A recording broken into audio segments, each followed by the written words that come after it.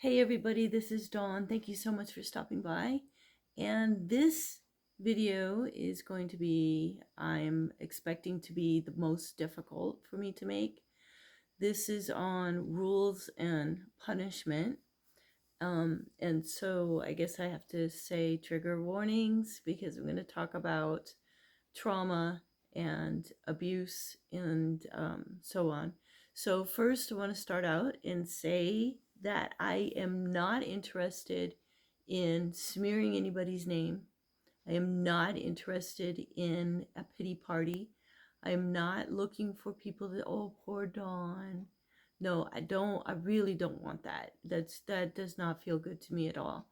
I've done a lot of work on myself and I've healed a lot of this, so it's easier for me to talk about it.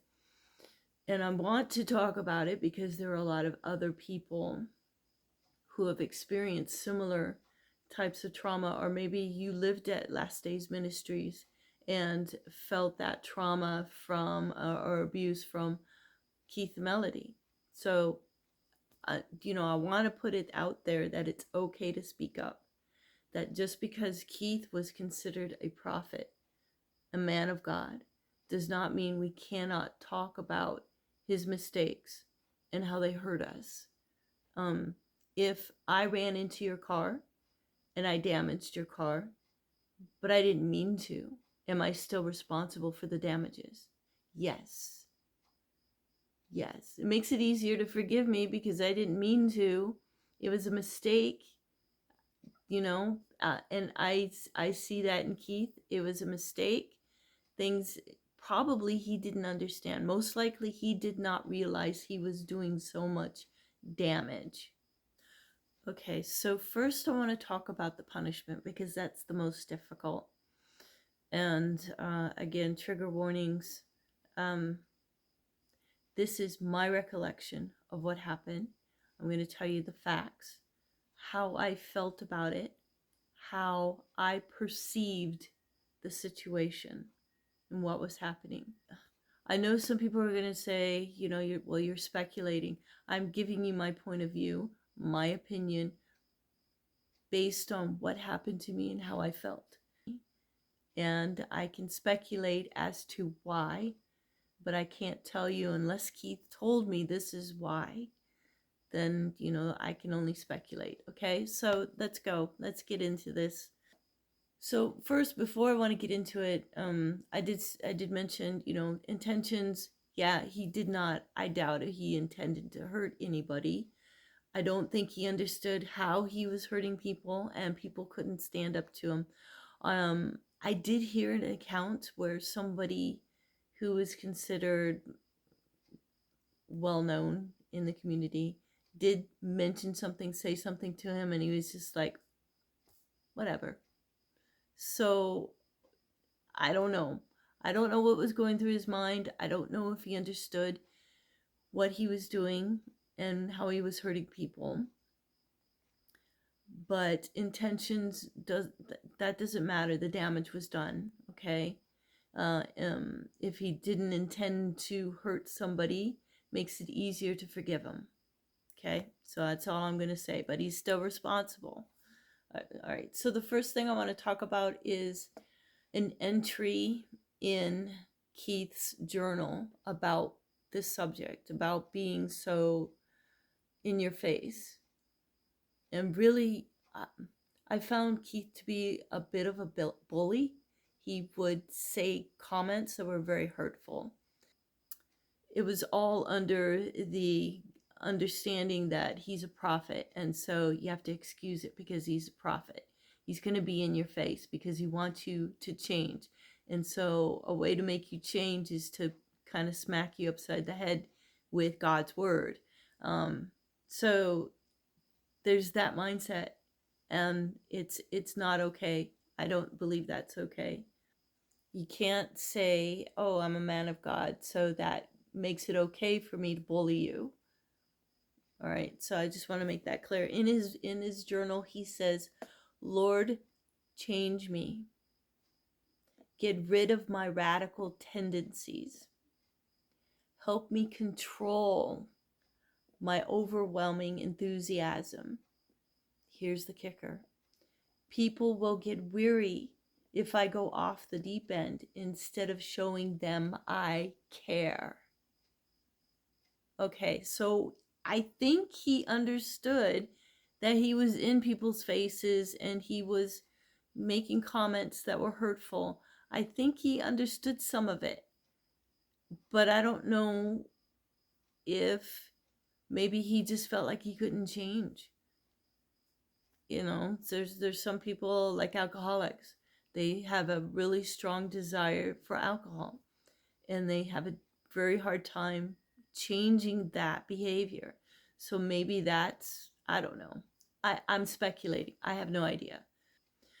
I need to go back to when I was living with my grandparents because there's something about punishment. First, I want to remind you that my mother, if you talk to her today, she will tell you left, right, up, down, backwards, and forward. I was a great kid. I was very easy to get along with, and I was very easy to take care of. My aunt would tell you the same thing if she was still here. And I know they're biased. I am a people pleaser. I am happiest when other people are happy.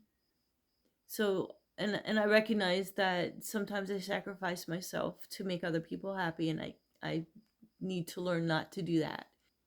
Even during that time, I did very much want to please the people who were in authority over me.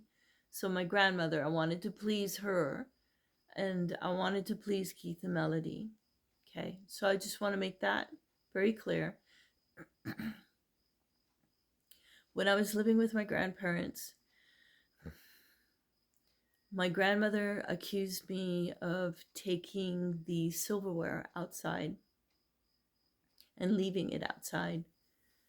And she said that no one else did it, so I had to have done it. And I said, well, I didn't do it. Well, you're lying. And she held her arm back and slapped me across the face. So to a 10-year-old, that's how old I was, 9, might have been 9 going on 10, I'm not sure. But being that young, never have been hit, never have been yelled at. My mother never yelled at me. My aunt never yelled at me, and she took care of me a lot. I'd never been hit before. I didn't know what to do. She was my grandmother. She was supposed to protect me from harm, and she was causing harm. This was a shock to my system. I felt like I had been betrayed. I felt unsafe, insecure. I didn't know what to do. I started questioning my sanity. Did I do this in my sleep? I don't remember ever doing it. I didn't do it. I'm not conscious of it, so I must have done it in my sleep. My grandmother is a grown-up. She must know better than me. I'm just a kid. So she must know, and I must be wrong. It was intense, and it was, I'm going to say it really did a lot of harm on my very soul. So when it happened again, it was just mind-boggling. How did I not remember doing this? How did I not remember? Now, you have to understand, my uncle was still living at home. He was 17. He was finishing up his last year of high school. He was not a very nice person. He's gone now. He's passed over. He was not a very nice person. And I would not hesitate in believing that he set me up. It's just for fun. He probably thought it was hilarious. But that's the kind of person he was. So it happened one more time. But instead of slapping me across the face, she shoved a bar of soap in my mouth. So I just sit there with a bar of soap in my mouth for a few minutes or so, and then I can wash it out. Um, and I didn't know what to do because I wanted to make her happy, and she was not happy with me. And I don't know what I did and what can I do to make her happy. So it was very, very frustrating. I was questioning my sanity. I started writing in a journal. I started a journal because I didn't have anybody to talk to. So I started journaling, and I continued journaling all through my high school years. So that's when I wrote to my mother and said, I can't stay here anymore. And then I went, I flew home back to LA and moved back into with my mom. But that's when issues started happening because they didn't allow children. Her car was broke down. She didn't have the money to get it fixed, let alone the money to move. And she was going through some depression. So I asked Keith and Melody if I could move in with them. So they let me move in, and things were great. Things were fine. Mm. So one day something happened, and Keith sat me down. This was later in the evening. I don't know, about 7 maybe. I'm pretty sure it was sometime after 5. Um, he sat me down and he said that somebody got into Melody's makeup. And he asked me if I did that. And I said, no, I didn't get into her makeup. Now, here's another thing about me. I'm a tomboy. I play in the dirt. I play with cars and I play on the monkey bars. I'm not interested in makeup. And when I said cars, is the little model car, the little cars, the Matchbox, Hot Wheels, not big cars. No, I was 11. But yeah, I had a skateboard, and I was into playing, sports and stuff like that. I just was not interested in wearing dresses and wearing makeup and jewelry. I just wasn't into any of that. Um, there were other people in the house. There was a single mother and her child, her daughter. Um, her daughter's was 4 years old. So Keith said that he asked everybody in the house, and everybody said they didn't do it. And he made a point to say that Kelly, the 4-year-old, he believed her when she told him that she did not get into the makeup because she was baptized in the Holy Spirit and she spoke in tongues. So because of that, he was able to believe her. Therefore, I'm lying. So again, I'm questioning my sanity. Did I do this in my sleep? Did I do it and just not remember? Did I black out? Did I have a mental breakdown and got into her makeup and forgot about it? I don't know. I don't know. To this day, I don't know. I don't understand it. The 4-year-old is a likely suspect, being 4, but I don't know. Who knows? Nobody else. There was nobody else in the house at that time. And I continued to tell him, no, I did not. He starts talking about liars, how liars are left out of heaven. God won't listen to somebody who's a liar and all of this stuff. And he said, you need to confess that you did this. And I said, I didn't do it. So this goes on for hours. This goes on for hours. It's now, I will say I remember about 3 in the morning. Maybe I'm not remembering it correctly, but I seem to remember 3 in the morning. It was very, very late. I was exhausted. And I finally looked at him and I said, okay, fine. I did it. Can I go to bed now? I didn't know what else to do. I did not know what else to do. So he said, "Oh, good, I forgive you. Thank you for confessing." And I'm like, "Fuck this," you know. I didn't say that. I didn't curse back then.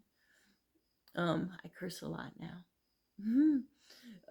But he was like, "Thank you for confessing, telling the truth, and all of that." I'm like, just let me go to bed. And finally, I went to bed. I was able to go to bed. But that was freaky. It messed with my head. It was intense, that intense psychological break in my head. It was, I couldn't trust my mind anymore. What is wrong with me? Why is it that other people know that I'm lying and I don't know that I'm lying? Did I really do it and then just am not conscious of it? Did I do it in my sleep? This is constantly nagging at me. I don't have an answer. I don't know what happened, except for there were other suspects. Like with my grandmother, my uncle lived with us. He was 17, but that's her baby. She's not about to not believe him when he said, "No, I did not take any silverware outside and leave it outside." She's not about to accuse him.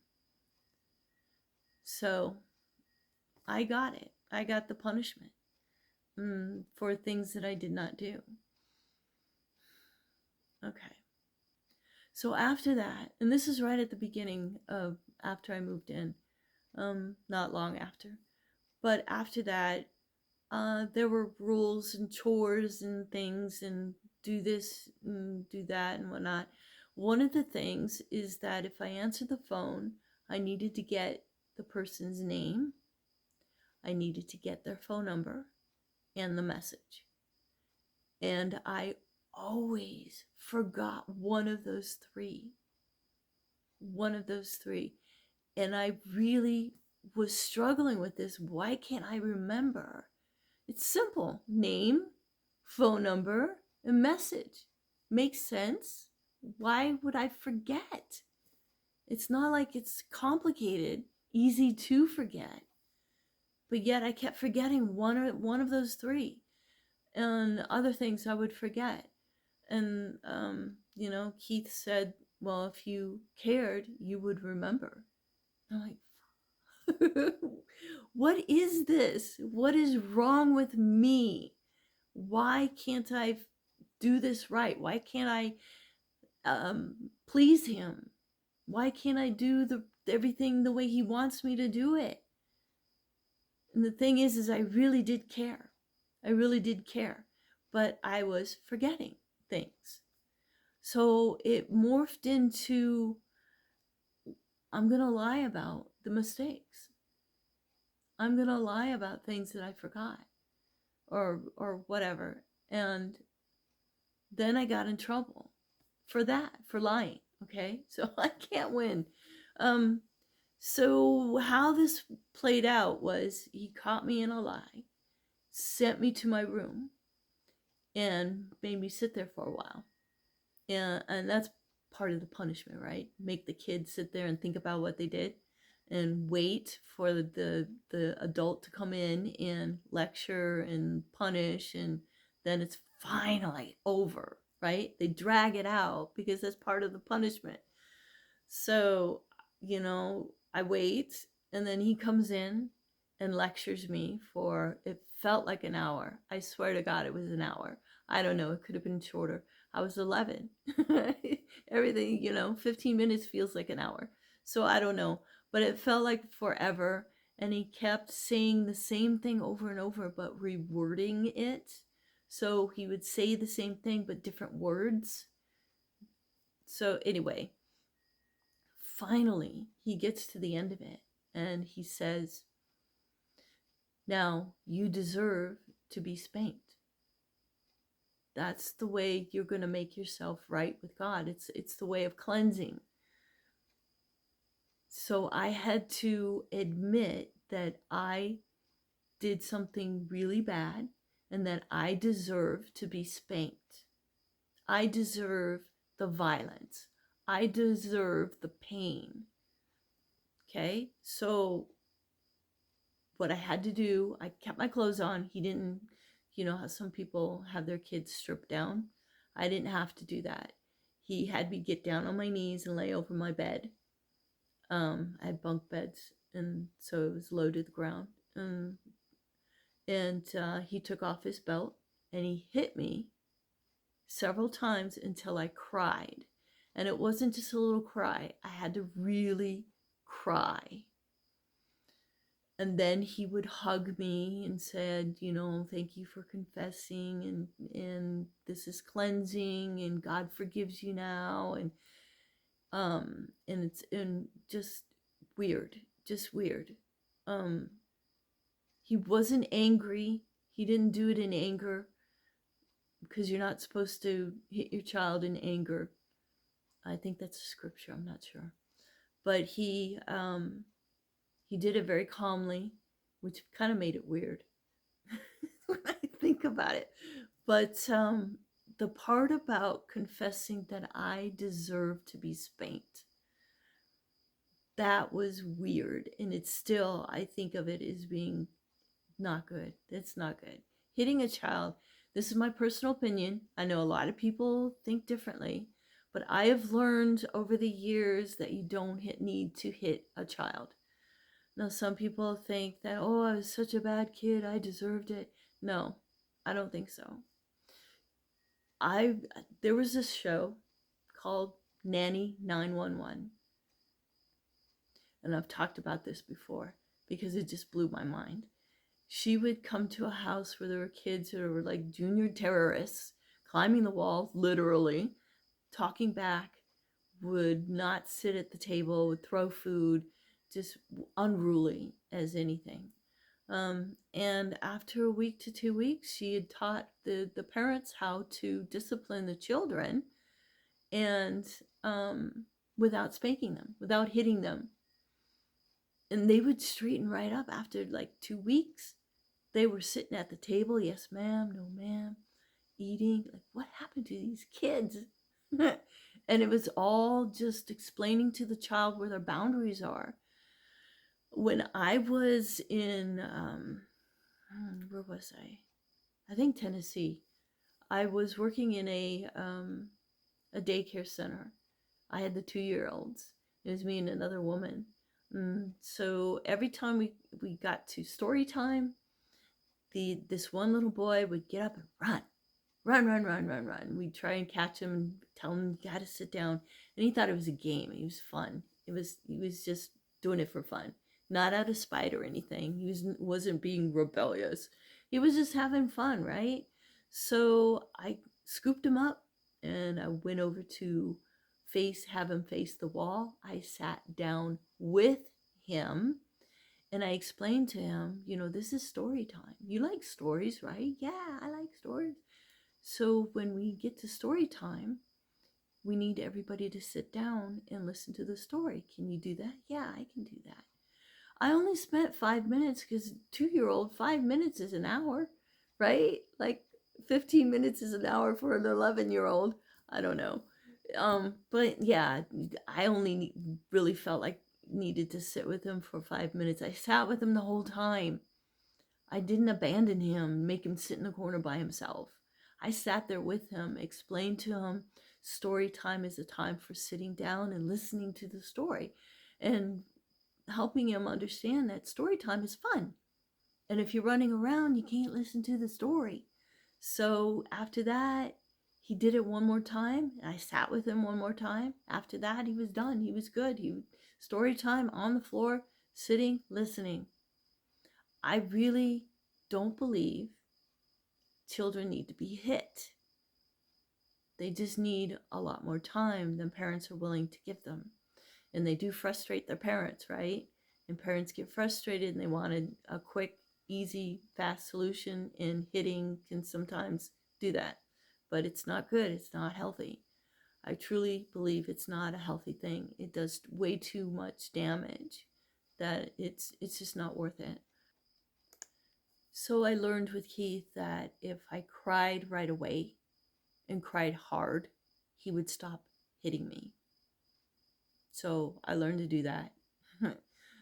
But with my grandmother, I had my mother, so I could say, you know, this isn't working out, and go back to living with my mom. With Keith and Melody, I mean, that was the end of the line as far as I'm concerned. I had nowhere else to go. So it wasn't like I could just go move somewhere else. So I had to make the best of it. And I did. Um, we were living in LA, and when we moved, I was 14, getting close to 15. And so the spankings were up until we moved to Texas. I can't remember how old I was when I had the last one. I will say that Melody hit me with a spoon, a big wooden spoon. I can't remember what I did. But she did spank me with a wooden spoon. It was a little bit different. It wasn't the lecture, and it wasn't I don't remember having to admit that I deserved to be hit. I don't remember it very clearly. I just remember they had this big wooden spoon for like salads, the big fork that goes with it. So she used that. But again, I don't remember a lot about that. So, but we moved to Texas and the spankings all stopped. So let me just say, when we got to Texas, the punishment became grounding. And it was, I don't remember lying anymore because, you know, it proved not to work. It proved to be a little bit worse. It was not a solution, so I changed. I would get in trouble for not having a good attitude. So when I was around Keith, I would be very withdrawn. I did not feel comfortable around Keith. I always felt like I was going to be punished, and I will talk a little bit more about that in another video. I'm going to talk about weird things that Keith said to me. Some of them are weird, so just strange things. But and I'll explain that a little bit more as to why that kind of happened. But I felt lonely, and I felt unhappy. I felt insecure, unsafe. I did not feel comfortable around Keith. And in Texas, it was easier to get lost in the crowd because we had a lot of people, and more people were coming and moving in. So it was easier to get lost in the crowd, so to speak. And Keith had more things to keep him occupied rather than looking into what I was up to. So what I would get in trouble for is not being happy, basically. That's what it comes down to. And not having, what he called it, not having a good attitude.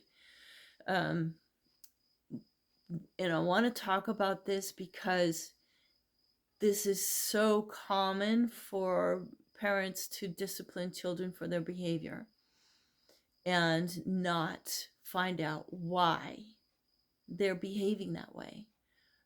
I've talked about a video that I saw years ago about a 10-year-old girl. She was walking to school, and her father was in the car talking about why she was being punished, and she was walking to school. She had been kicked off the school bus, for bullying another child. So this father was very angry. We will not tolerate bullying. Will not tolerate that behavior. She's got to learn not to bully other kids. And I started crying because what that father was teaching her was nobody gives a damn how you feel. All we care about is that your behavior is making us happy. That's it. That's what it boils down to. How you feel, nobody gives a shit. So this little girl that's bullying another kid on the bus, most likely there's rage or anger or something inside of her that is not allowed to be expressed. Her parents aren't looking for that. They just want to change that behavior. That's all they care about. And I understand parents don't know. Parents really, they don't know.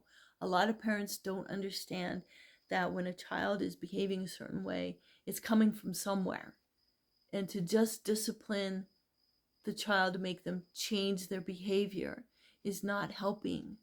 It does not help them. So disciplining me for having a bad attitude, I just was like, whatever, I'll just do the punishment and get through the grounding and get back out there, and I'm still going to be unhappy. It's not going to solve anything. It doesn't help. So I did not get my allowance if I wasn't good enough. So I didn't have a lot of money. Just say that. I did not get my allowance very often because I was not happy. I felt lonely. I felt insecure. I felt unsafe. And so I got punished for it. That's all there is to that. So that the first one, keeping me up till 3 a.m. It might have been 1 a.m, but I believe I saw the clock and it said 3. So that did a lot of emotional damage because I could not trust myself. I could not trust my mind. I really felt like I was losing it mentally. And this all started when I became a Christian. Grandma wasn't like that before I became a Christian. Once I became a Christian, all of a sudden all this other stuff started happening. And it just was very, very confusing. So I kept journals. I mentioned before, I kept journals up until, I don't know, maybe 16, 17, 18. At some point I threw them out. I was just so confused about stuff that I couldn't handle it anymore, and I just threw them out. And I started back up later after I left the ministry. So that was punishment for me. So the rules. Okay. Rule number 1. I am not allowed to chew gum. The reason is because Keith said it made me look like a prostitute. Now, I wasn't really into gum too much, so it was not a big deal. But I found it weird, odd, strange that he thought I would look like a prostitute if I chewed gum. So, okay. And he was very much on the modesty, purity kind of kick.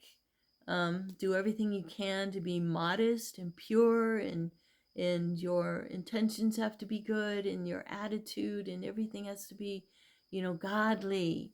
And so if chewing gum made you look like a prostitute, well, you got to get rid of that. No makeup for the same reason. Look like a prostitute. I'm 11. And again, I'm not interested in wearing makeup.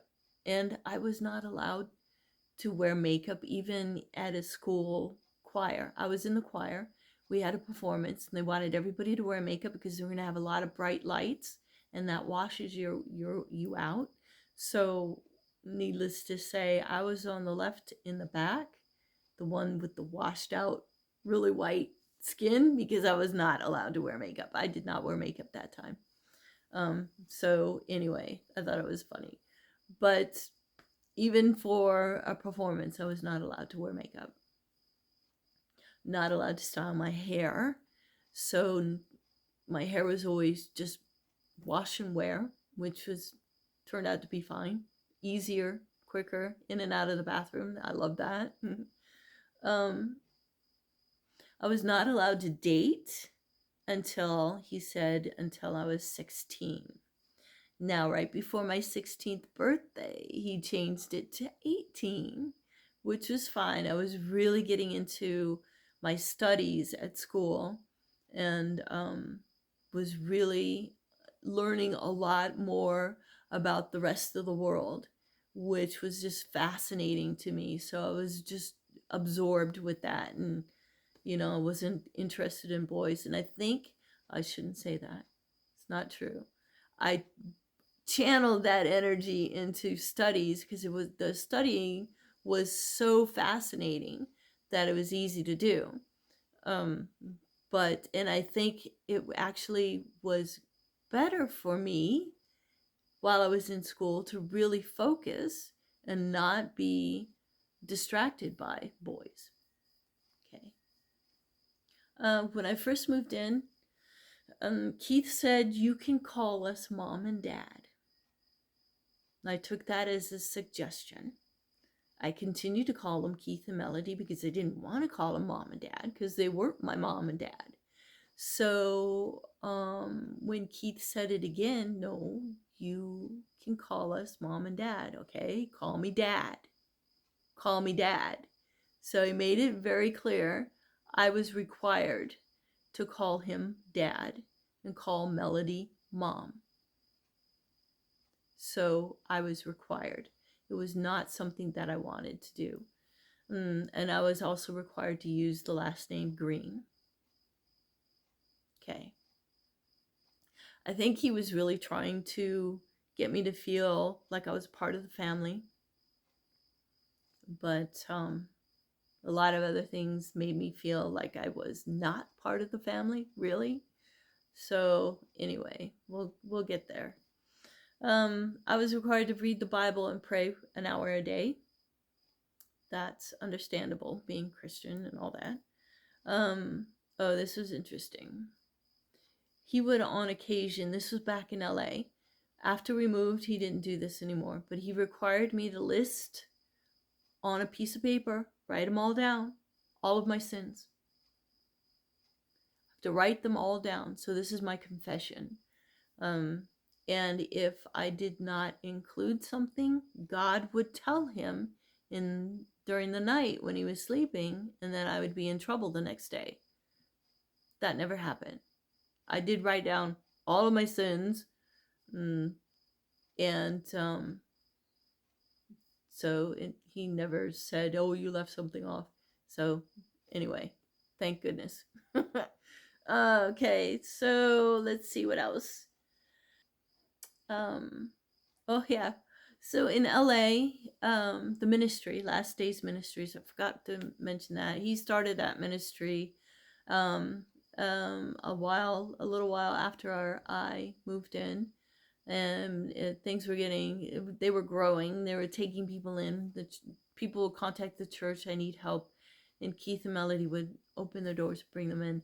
My social worker said that I was not allowed to have other people in the house. So Cindy and Kelly, the mother and her daughter, had to move out, and other people they were bringing in, they had to move out, and so they started buying and renting houses in the neighborhood, and they started the nonprofit organization called Last Days Ministries. There were donations. People would donate clothes, and one time I scored some Dittos. If you're old enough to remember Dittos, they were jeans, they were pants, and they fit perfect. But what you and I considered fitting perfectly, Keith did not. They were too tight.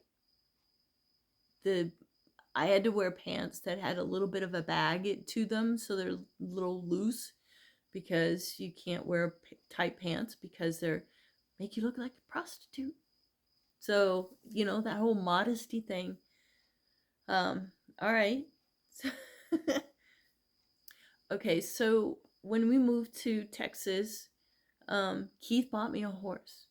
And he bought a bunch of other horses so that we could, people could go out riding and stuff like that. And it was great. It was wonderful.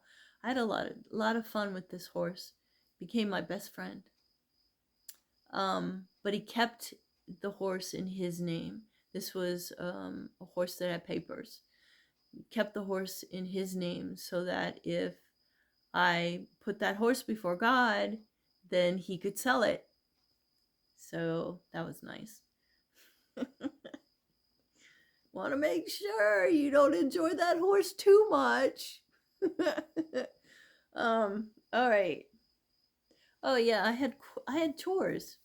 Yes, I had to make their bed, fold their laundry, and wash their dishes in the morning before I went to the dishes were in the morning before I went to school. So they would stay up till about 3 in the morning. And everybody else had to go to bed by 11 and be up by 7, I think it was. But they had a different schedule. So they would, Keith and Melody would eat, I don't know, somewhere during the night and would leave their dishes on the counter. They did not even rinse the dishes. So it was caked on and dried on. I had to wash those dishes before I left for school. These things, I will say, I consider inappropriate because they were not chores of like, my other chore was cleaning the bathroom, which we all used. It was one bathroom in the house. We all used it. So I understood that because we all used it. So I want to do my part. But making their bed, folding their laundry, and washing their dishes, that's going too far. Okay, that's all I can remember right at this moment. I'm sure there were more. I can't remember. I probably didn't think they were that important. Probably things that I'm not interested in anyway, like the makeup. And I'll wear a little bit of makeup for these videos, but like every day to go to work, no. I don't have makeup on when I go to work, usually. So I just wanted to talk about those things because I know a lot of people have gone through some trauma. So some of this abuse, I'm going to call it abuse, is making the child admit that they deserve to be hit is religious abuse. There's a scripture that says, spare the rod, spoil the child. And so it's a cleansing to spank a child. You cleanse them. I remember Keith talking about breaking the will of the child. And I was thinking about this the other day, and I'm thinking, why would you do that? Of course, you're trying to break their will to be rebellious, right? To break the rules. You got to break that will of the child so they'll follow the rules and behave properly. I don't think you want to break the will of a child, because the will of a child is how they explore. I'm going to go experience this. I'm going to experience that. And children do test their boundaries. And when they know where their boundaries are, they feel safe. When they feel safe, they feel loved. And that's when they calm down and they sit and eat properly at the dinner table, and they're nice to each other and they're nice to their parents because they feel safe. When they act out, they talk back, they climb the walls, they hit each other, it's because they don't feel safe. This is my personal opinion. I'm not a psychologist. I'm not a licensed therapist or of any sort. I don't even have children of my own. Okay? So hold that against me. This is my opinion. I feel that children feel more comfortable when they feel safe. And then they don't feel the need to yell and scream and act out and throw tantrums. That's just my opinion, though, okay? But when you use religion to cause harm, that's, and I go back to Keith being a bully and using, well, I'm a man of God, I'm a prophet. And so prophets are, no compromise. They're not going to allow anybody to tell them what they can and can't do. The prophet tells the people what God is saying, and you have to obey. And if they're doing something wrong, God's going to tell them. You can't tell them. And it's very frustrating because it's not honest. It's using religion as an excuse to cause harm. So he had a behavior flaw, and I believe he was aware of it. That journal note, that entry that I read, he was aware of something along those lines. And I have a feeling he shifted into this prophet of God and used it as an excuse to be shitty. Okay? And manipulate people and coerce people. If Keith wanted something to happen and he wanted you to agree to it, it was very difficult, especially if you understood and believed he was a prophet of God. It was very difficult to say no. It was very difficult to stand up to him because his presence was so intense. And he'd bring in, if you wanted to be right with God, if you made him happy, you believed that you were making God happy because he's a man of God. But you have to understand, if you haven't been in that kind of environment, you have to understand people in the ministry, in Last Days Ministries, they were trying to follow God, and they believed Keith knew the way, and so they were following him. And when he said you have to do things this way and you can't chew gum because it makes you look like a prostitute, things like that, people believed it and wouldn't question it because he's a man of God and he knows better than me. He knows better than you because he's a man of God. He's got a direct line of communication with God. So anyway, I think I've made my point. But really understand that if you've been punished for religious reasons, that it's one man's belief system, or woman, either one person's belief system, and they're using it to punish people. They're punishing their children with it, and they're punishing other people with it, and they're using it to make it okay to criticize and judge other people. Remember the church lady at SNL? Oh my gosh, it makes me laugh, sorry. But it gives them a license to criticize and judge other people because, well, the Bible says, so I can judge you then. The Bible says you're going to go to hell, so I can judge you as being a bad person. That kind of thinking is just so, it's corrupting. And thinking that the Bible is written by God and has to be believed 100%, that is very dangerous, I believe, because it's easy to take things out of the Bible and use it to control the people, which is why I believe Yahweh was a made-up God. Here's the setup. So you have the elites that are controlling and ruling a group of people, and they say, we heard from God, and they just escaped the Egyptians, right? We heard from God that you're going to go in, need you to go into that country and kill everybody so we can move in and set up camp so we can live there. So using God to get people to go kill a bunch of people on a piece of land so that you can move in, I mean, that to me is just, that's a made-up God, I think. Or that's one terrible God to be following. That's all I can say about that. But these people will use religion to control people, other people. And if people are honestly seeking to be more spiritual and be right with God and be pure and whatnot, they're easier to control because they're open to be told this is the way to do it and this is the way you need to go, and that's bad and that's wrong and you need to do this better. So anyway, I'll stop there.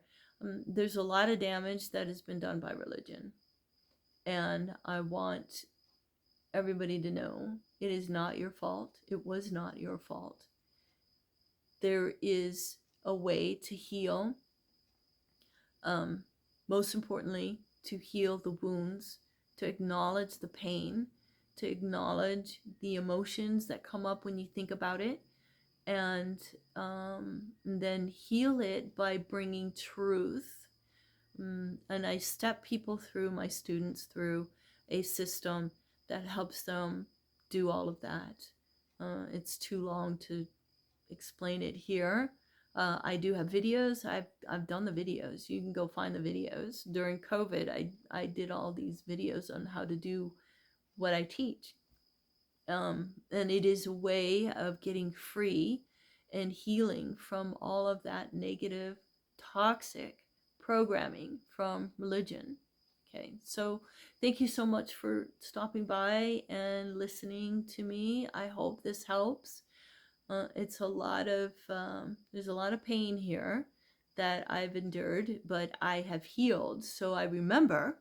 I can't get rid of the memory, but I no longer have this overwhelming, feeling of loneliness and hurt and pain and betrayal and all of that I went through. I don't have that. It doesn't trigger the emotion anymore, which is so very important. Okay, so I'm going to let you go for now. Thank you so much for watching. So until next time, I love you all. Blessed be.